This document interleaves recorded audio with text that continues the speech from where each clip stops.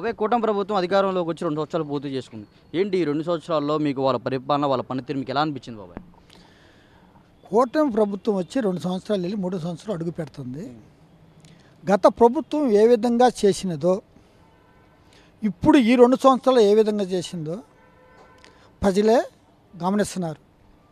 ఇంతకుముందు ఏ విధంగా పథకాలను పెట్టి అభివృద్ధి అనేది లేకుండా రాజధాని మార్చి ఆ పథకాలకే బటన్ నొక్కటమే చేశాడు. కానీ ఈరోజు డెవలప్మెంట్ ఏ విధంగా ఉంది, ఒక ఉత్తరాంధ్ర కానీ, ఇటు కోస్తా కానీ, ఇటు రాయలసీమ కానీ అభివృద్ధి సమపాళ్ళలో ఇచ్చేసుకుంటా ఎడ్యుకేషన్ కానీ అన్ని రంగాల్లో ఈరోజు అంతకుముందు ఎవరన్నా కానీ ఒక ఇన్స్టిట్యూట్ పెట్టడానికి కానీ ఒక పరిశ్రమ పెట్టడానికి కానీ ఇంతకుముందు యూనివర్సిటీలు వచ్చినాయి సార్. ఆ యూనివర్సిటీలు పోయిన గత 5 ఏళ్లలో ఏ విధంగా ఉందో ఒక్కసారి ఆలోచించండి. ఈరోజు ఏ విధంగా సస్యశ్యామలంగా ఉండి అభివృద్ధి చెంది మన రాష్ట్రంలో ఉన్న ఈ ఎడ్యుకేషన్ కానీ లేదా ఐటీ రంగం కానీ లేదా పరిశ్రమలు కానీ ఏ విధంగా వస్తున్నాయో ప్రజలు గమనిస్తున్నారు. ఇదివరకు చైతన్యవంతులైన ప్రజలు ఇంత ముందులాగా లేరు. ఏ రోజుకైనా సరే ఇప్పుడు నేను మాట్లాడే విషయం కూడా లైవ్ అయితే మారుమూల కొండ ప్రాంతంలో ఉన్నవాడు కూడా ఫోన్లో అన్నీ టచ్ ఫోన్లు వచ్చినాయి, ఫోన్లో గమనిస్తున్నాడు. ప్రజలు అంత తిక్కలోళ్ళేం కాదు. నెంబర్ 1కు ఉంది. 100కి 200% అభివృద్ధిలో కూటమి ప్రభుత్వానికి మార్కులు ఇవ్వచ్చండి. ఇప్పుడు మీరేమో మా రాజధాని లేదని చెప్పి మీరు అన్నారు గత ప్రభుత్వంలో. ఇప్పుడు అదే రాజధాని పేరు మీద కోట్లు దోచుకుంటున్నారని చెప్పి జగన్మోహన్ రెడ్డి అంటున్నారు. ఏమండి, ప్రతిపక్షంలో ఉన్నప్పుడు ఏదో ఒకటి మచ్చ చేయాలి కదా. ఎసమంటి వ్యక్తికైనా సరే వాడు ఎంత సత్యార్చంద్ర అసమంటి వాడికే నిందలు పడ్డాయండి. మనం సామాన్య మానవులమే, ఈ సహజమే. ప్రతిపక్షంలో ఉండటం వాళ్ళ తప్పని మనం అనకూడదు. ఎందుకంటే వాళ్ళు ఆ విధంగా ఆ ప్రతిపక్షంలో ఉండారు కాబట్టి వాళ్ళు ఏదో ఒకటి మనకి బురద జల్లుతారు. ఆ బురద అనేది ఉండదు, తుడుచుకుంటే వెళ్ళిపోయింది, లేదా నీళ్లు పోసుకొని కడుక్కుంటూ వెళ్ళిపోయింది. అది కాదు, మన యొక్క గ్రాఫిక్స్ అనేది ఏ విధంగా వస్తుంది, డెవలప్మెంట్ ఏ విధంగా ఉందని ప్రజలు చూస్తున్నారు. ఆయన ఉమ్మి కానీ బోవి కానీ అన్నారు. ఏమండి, ఇంతకుముందు ఏం చేశాడండి? విశాఖపట్నం అన్నాడు, గుంటూరు అన్నాడు, తీసుకెళ్ళి కర్నూలు అన్నాడు, అది అయిపోయింది. తర్వాత మచిలీపట్నం, గుంటూరు, ప్రకాశం ఏదో కృష్ణ అని చెప్పుకొస్తున్నాడు. ఇవన్నీ జరిగే పనులండి. ఇంతకుముందు ఏమైనాయి? అతని పరిపాలన ఒకటండి, వాళ్ళకి వాక్ స్వాతంత్రం, వాక్ బుద్ధి అనేది లేదండి. మాటలు చిన్న పెద్ద గురువు దయం అనేది ఉండదు. ప్రతి వాడిని ఏదో రప్ప అంటారు, వాడు వీడు అంటారు. పెద్ద చిన్నగా మాట్లాడుకుంటే అది పద్ధతిగా ఉండేది. నెక్స్ట్ అయినా సరే మీ యొక్క ప్రవర్తన నుంచే మీకు రిజల్ట్ వచ్చింది. ఆ రిజల్ట్ మీరు తెలుసుకోవట్లా. అంతా మాస్ బ్యాచ్ ఉన్నారు ఆడ. ఆ బ్యాచ్కి మరి ఎవరు కౌన్సిలింగ్ ఇస్తున్నారు, ఎవరు ట్రైనింగ్ ఇస్తున్నారో అర్థం కాదు. కానీ భాష లాంగ్వేజ్ ముందు మార్చుకోవాలండి ప్రతిపక్ష వాళ్ళు, లేదంటే మటుకి చాలా నష్టపోతారు. మీరేమో కూటమి ప్రభుత్వం 2 సంవత్సరాల్లో అభివృద్ధిలో దూసుకుపోతుంది, ప్రజలు సస్యశ్యామలంగా ఉన్నారు, అభివృద్ధిలో సంక్షేమ పథకాలు అన్నీ అందుతున్నాయి అన్నారు. కానీ కూటమి ప్రభుత్వం వచ్చిన 2 ఏళ్లలో కూటమి ప్రభుత్వం ఫెయిల్ అయిపోయింది, జనాలని ప్రజల్ని చంద్రబాబు నాయుడు మోసగించారని చెప్పి జగన్మోహన్ రెడ్డి అంటున్నారు. ఏమంటే నీకు ఇందాకనే చెప్పాను, ప్రతిపక్షం ఉన్నారు కాబట్టి వాళ్ళు ఏదైనా మాట్లాడతారు. రాండి, ఒక డయాస్ ఎవరైనా సరే టీడీపీ సామాన్య కార్యకర్త నుంచి చంద్రబాబు గారి దగ్గర ఎవరైనా సరే మీరు పలానా వ్యక్తిని తీసుకొచ్చామని డిబేట్ పెట్టుకోండి, కూర్చొని మాట్లాడితే తేలిపోయింది. మీ యొక్క గ్రాఫిక్స్ మీరు ఎంతవరకు చేశారు, మీ 5 ఏళ్ళ పరిపాలన తీయండి, మీరు 2 ఏళ్ళ పరిపాలన చేస్తారు, మీరు ఏమేం చేశారు, పలానా చేశాను చెప్పండి, మేము చెబుతాము. మాది కనుక బాగోకపోతే మేము ఈరోజే కూటమి కూడా క్యాన్సిల్ చేయడానికి సిద్ధంగా ఉన్నారు మా ప్రభుత్వం. సరే బాబు, ఇప్పుడు మీ ప్రభుత్వం అంటున్నారు, కూటమి ప్రభుత్వం మీ ప్రభుత్వం ఉన్నారు. ఈ ప్రభుత్వంలో మీ ఇంట్లో మీ కుటుంబంలో వచ్చిన సంక్షేమ పథకాలు ఎన్ని? ఏమండి, ఆ పథకాలే అంటున్నారు మీరు, కరెక్టే. ఏమండి, అన్నీ అప్పులు చేసి ఊరికే కూర్చోబెట్టి ఊరికే ఒక సామాన్య ఉదాహరణ చెబుతున్నా అండి. మనమే ఉన్నా ఇంట్లో పిల్లోడికి విద్యాబుద్ధులు చెప్పించి డెవలప్ చేసి వేరే సశక్తిగా బతకడానికి ఇస్తే బాగుండిద్దా?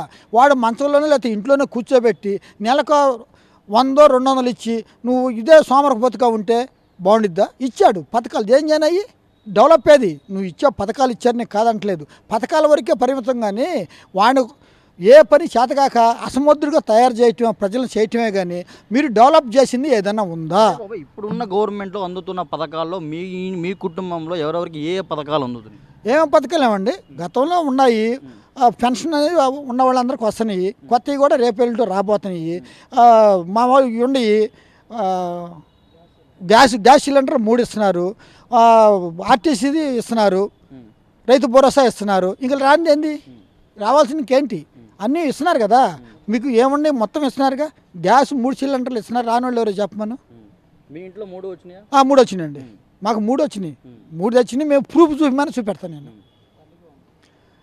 పిల్లల చదువులకు ఉన్నాయి, తల్లికి వందనం అనేది కానీ వేస్తున్నారు ప్రతి నెల. ఏమండి, పోయినసారి మీరు టీడీపీ బొమ్మ కానీ ఏమన్నా కానీ తీసేశారు. అవి ఎంత ఖర్చు ఉండే ఏదైనా సరే. మా ప్రభుత్వంలో మీ వచ్చిన ఏమన్నా కానీ తీసేశారా? మీ బ్యాగులు అవి కానీ ఏమన్నా కానీ పంచారు కదా. ఎవరు మంచివాళ్ళు అంట? ఏమండి, అన్నా క్యాంటీన్ తీసేశారు. అన్నా క్యాంటీన్ ముందు ఈరోజు ఎంతమంది బతుకుతున్నారు, ఎంతమంది జీవిస్తున్నారు? ఏమండి, ఉన్న పథకాలు ఏ ప్రభుత్వం సరే ఉన్న పథకాలని డెవలప్ చేసి కొత్తవి పెట్టుకోండి. పెట్టాలి కానీ ఉన్న తీసేసి రంగులేసి పంచాయతీ ఆఫీసులకు 1000 కోట్లు ఖర్చు పెట్టారు. ఏమన్నా ఊరకుందా?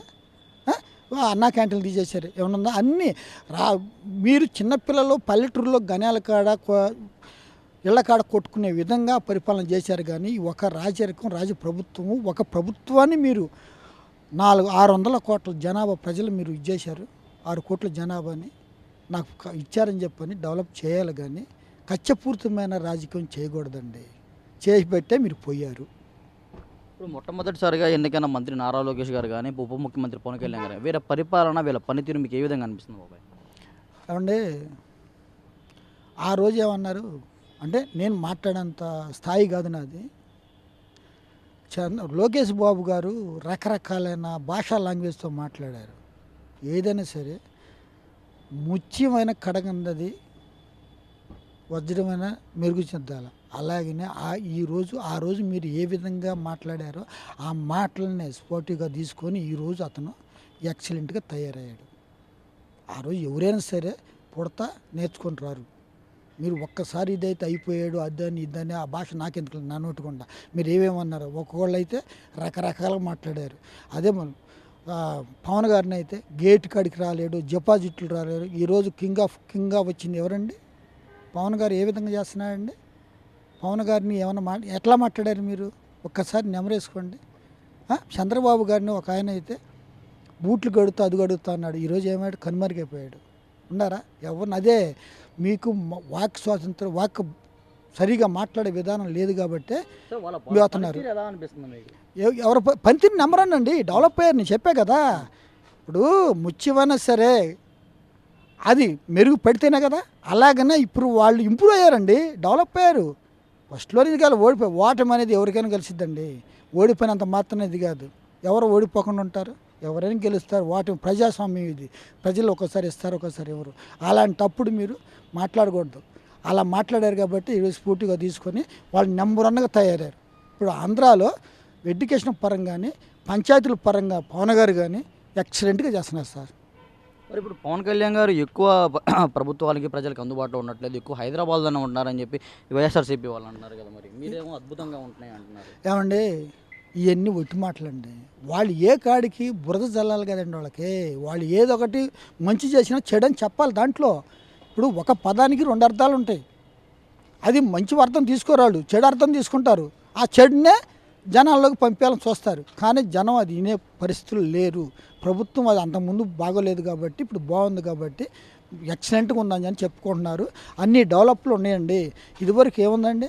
విశాఖపట్నం ఏం చేశారు ఇదివరకు? ఇప్పుడు పరిశ్రమలు ఇంతకుముందు ఎన్ని వచ్చినాయి, ఎన్ని ఆగిపోయినాయి, ఇప్పుడు ఎన్ని వచ్చినాయి, ఇప్పుడు ఎన్ని ఆగిపోతున్నాయి ఒక్కసారి టాలీ చేసుకోండి అండి. ఏమంటే ఎడ్యుకేషన్ పరంగా చూసుకుంటే యూనివర్సిటీలు కంప చెట్లలో పెట్టారు. ఈరోజు ఎట్లా ఉందండి? రాజధాని సస్యశ్యామలుగా ఉంది, ఎక్సలెంట్గా ఉండిద్దండి. ఈరోజు హైదరాబాదు కాడికి కూడా ఇంకా 10-15 ఏళ్ళు గడవాలి. ఇప్పుడు అన్నే కాదు కానీ పిల్లడు పుట్టగానే పీజీ చేయలేడుగా, డాక్టరేట్ పిహెచ్డీ చేయలేడుగా. అలాగనే డెవలప్ అయిద్దండి. ఎమ్మన్నే కావాలి, ఇప్పుడు రాదండి. ఎట్ట అయిద్దండి? మనం వచ్చాం, ఆడ నుంచి వచ్చాం. అంతకుముందు హైదరాబాద్ గత 10-20 ఏళ్ల క్రితం ఎట్లా ఉంది, ఈరోజు ఎలా ఉంది? రేపు మనం కాకపోయినా మన తరమైనా సరే ఎక్సలెంట్గా ఆంధ్ర రాష్ట్రం అనేది మన ఇండియాలోనే నెంబర్ 1 స్థానంలో ఉండిద్దని నేను ప్రగాఢంగా నమ్ముతున్నా సార్. ఈ వీడియో నచ్చితే లైక్ చేయండి. అలాగే మా ఛానల్ ని ఫస్ట్ టైం కనుక చూస్తున్నట్టయితే ఇప్పుడే సబ్స్క్రైబ్ చేసుకుని పక్కనే ఉన్న గంట సింబల్ ని యాక్టివేట్ చేసుకోండి. అప్పుడే మేము పెట్టే ప్రతి వీడియో మీకు నోటిఫికేషన్ గా వస్తుంది. అలాగే ఈ వీడియో పూర్తిగా చూసినందుకు ధన్యవాదాలు.